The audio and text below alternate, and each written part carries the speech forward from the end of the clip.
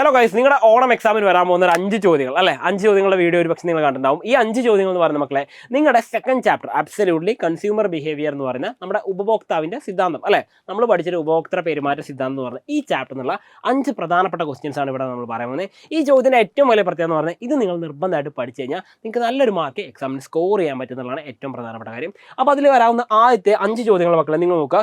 First question എന്ന് പറയുന്നത് നോക്കിക്കോളൂ. ഒന്നാമത്തെ ചോദ്യം എന്ന് പറഞ്ഞാൽ ഈ പറഞ്ഞ 5 ചോദ്യങ്ങൾ മാത്രമാണ് നിങ്ങളുടെ പരീക്ഷയ്ക്ക് നിങ്ങൾ കൂടുതലായിട്ട് എക്സ്പെക്ട് ചെയ്യേണ്ട ചോദ്യം. അതിൽ ഫസ്റ്റ് ക്വസ്റ്റ്യൻ കൺസ്യൂമർ ഇക്വിലിബ്രിയം ആണ്. കൺസ്യൂമർ ഇക്വിലിബ്രിയം എന്ന് പറഞ്ഞാൽ ഉപഭോക്താവിൻ്റെ സന്തുലിതാവസ്ഥ അല്ലേ. ഈ ഒരു സ്റ്റേജ് നമ്മൾ പഠിച്ചിട്ടുണ്ട്. കൺസ്യൂമർ ഇക്വിലിബ്രിയം എന്ന് പറഞ്ഞാൽ എന്താ വരിക? അവിടെ നമുക്കറിയാം കൺസ്യൂമറിൻ്റെ ഇക്വിലിബ്രിയം വരക്കണമെങ്കിൽ നമുക്ക് ബജറ്റ് ലൈനും വേണം, അതുപോലെ ഇൻഡിഫറൻസ് കർവ് വേണം. ഇത് ഇൻഡിഫറൻസ് കർവിൽ വന്നിരിക്കുന്ന ഈ 2 പോയിന്റ് ഇക്വിലിബ്രിയം ആണോ? അല്ല. ഇൻഡിഫറൻസ് കർവ് ടച്ച് ചെയ്ത് പോകുമ്പോൾ മാത്രമേ എന്ത് ചെയ്തുള്ളൂ, ഈ പറഞ്ഞിരിക്കുന്ന IC2-വിലാണ് എന്ത് ചെയ്യുന്നത്, ഈ പറഞ്ഞ ഇക്വിലിബ്രിയം പോയിന്റ് ഉണ്ടാകുന്നത്. അപ്പോൾ ഇക്വിലിബ്രിയം പോയിന്റ് പരീക്ഷയ്ക്ക് ചോദിക്കും. അതാണ് കൺസ്യൂമർ ഇക്വിലിബ്രിയം എന്ന് പറഞ്ഞത്. പരീക്ഷയ്ക്ക് ഒന്നുകിൽ 5 മാർക്ക് അല്ലെങ്കിൽ 8 മാർക്ക്.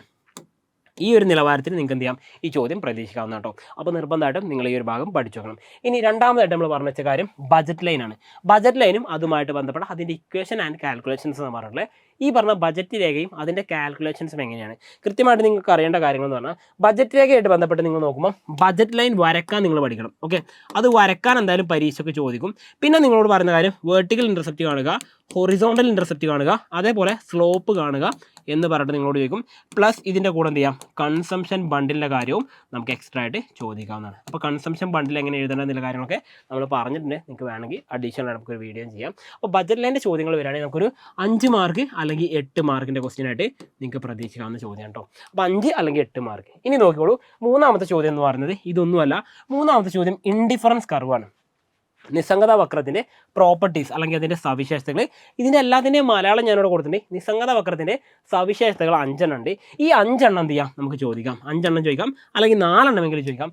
മിനിമം 3 മാർക്ക് അല്ലെങ്കിൽ 4 മാർക്കിനാണ് ക്വസ്റ്റ്യൻസ് വരിക. ഓക്കെ, നാലാമത്തെ ചോദ്യം എന്ന് പറഞ്ഞാൽ ഡിമാൻഡ് ഉണ്ടാണ് ചേഞ്ച് അല്ലെങ്കിൽ ബജറ്റ് ലൈൻ ഉണ്ടാണ് ചേഞ്ചസ് ഇൻ ബജറ്റ് ലൈനും ചേഞ്ചസ് ഇൻ ഡിമാൻഡ് ഉണ്ട്. രണ്ടും 2 തരത്തിലാണ്. ഒന്ന് ഷിഫ്റ്റ് ആണ് സംഭവിക്കുക അല്ലേ. ഒന്നുകിൽ നമുക്ക് എന്ത് ചെയ്യാം, ഷിഫ്റ്റ് സംഭവിക്കാം, അല്ലെങ്കിൽ നമുക്ക് വരുന്ന എന്താണ് ഈ പറഞ്ഞിരിക്കുന്ന മൂവ്മെൻറ്റും സംഭവിക്കാം. ഓക്കെ, അപ്പോൾ ഷിഫ്റ്റ് അല്ലെങ്കിൽ മൂവ്മെൻ്റ് ആണ് ഈ 2 സംഗതികളാണ് ഇവിടെ. ആ കാര്യം നിങ്ങൾ മനസ്സിലാക്കാം. അപ്പോൾ 2 എണ്ണത്തിൽ ഓക്കെ, ഒന്നുകിൽ ചേഞ്ചസ് ഇൻ ഡിമാൻഡും മറ്റൊന്ന് ബജറ്റ് ലൈനിലെ ചേഞ്ചസും ചോദിക്കാം, പരീക്ഷയ്ക്ക് ചോദിക്കാം. ഇതും 5 മാർക്ക് അല്ലെങ്കിൽ 8 മാർക്കോളം പോകാവുന്ന ചോദ്യങ്ങളാണ്. ലാസ്റ്റ് ആൻഡ് ഫൈനലായിട്ട് ഇലാസ്റ്റിസിറ്റി ഓഫ് ഡിമാൻഡ് എങ്ങനെ കണ്ടുപിടിക്കാം എന്നല്ല പറഞ്ഞത്. Elasticity of demand, price elasticity of demand നമ്മൾ പഠിച്ചിട്ടുണ്ട്.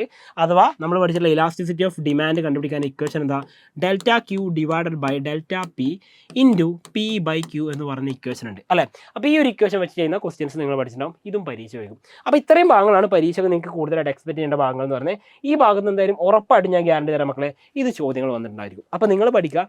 ഈ പറഞ്ഞ 5 ഭാഗങ്ങൾ കൃത്യമായിട്ട് പഠിച്ചു കഴിഞ്ഞാൽ നല്ലൊരു മാർക്ക് നിങ്ങൾക്ക് സ്കോർ ചെയ്യാൻ പറ്റും. അപ്പോൾ വീണ്ടും പുതിയൊരു വീഡിയോ ആയിട്ട് നിങ്ങൾക്ക് വേണ്ട വീഡിയോ സജസ്റ്റ് ചെയ്യാം. അപ്പോൾ വീണ്ടും പുതിയൊരു വീഡിയോ ആയിട്ട് കാണുന്നവരേക്കും. അതിൻ്റെ മുമ്പ് ഒരു കാര്യം പറയാനുണ്ട്. അപ്പോൾ കൂടുതൽ അപ്ഡേറ്റ്സും കാര്യങ്ങളൊക്കെ കിട്ടാൻ വേണ്ടി നിങ്ങളൊരു കാര്യം ചെയ്യാം. ഇറ്റ്സ് മീ സൽസബീൻ PS എന്ന് പറഞ്ഞൊരു ഇൻസ്റ്റാഗ്രാം അക്കൗണ്ട്. അവിടെ നിങ്ങൾക്ക് ഈ കൂടുതൽ അപ്ഡേറ്റ്സും കാര്യങ്ങളൊക്കെ എന്തൊക്കെയാണ് നമുക്ക് വരാൻ പോകുന്ന കാര്യങ്ങൾ കംപ്ലീറ്റ് അപ്ഡേറ്റ്സ് കാര്യങ്ങൾ കിട്ടും. അപ്പോൾ നിങ്ങൾ യൂട്യൂബിൽ മാത്രം വീഡിയോ കണ്ടുകൊണ്ട് നിങ്ങൾക്ക് നഷ്ടപ്പെടാൻ പോകുന്നില്ല.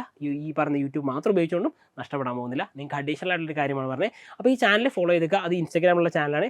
നിങ്ങൾ ഫോളോ ചെയ്ത് വെച്ചാൽ നല്ല മാർക്ക് നിങ്ങൾക്ക് സ്കോർ ചെയ്യാൻ പറ്റും. അതുപോലെ തന്നെ സൽസബീൻ PS എന്ന് പറഞ്ഞ യൂട്യൂബ് അക്കൗണ്ട് കൂടി ഉണ്ട്. അതിൽ നിങ്ങൾക്ക് എന്ത് ചെയ്യാം, ഈ പറഞ്ഞ ഡീറ്റെയിൽസും കാര്യങ്ങളൊക്കെ കിട്ടുകയും ചെയ്യും. അപ്പോൾ വീണ്ടും പുതിയൊരു വീഡിയോ ആയിട്ട് കാണുന്നതായിരിക്കും. It's me Salsabeen signing out from Eduball. Happy learning all. By.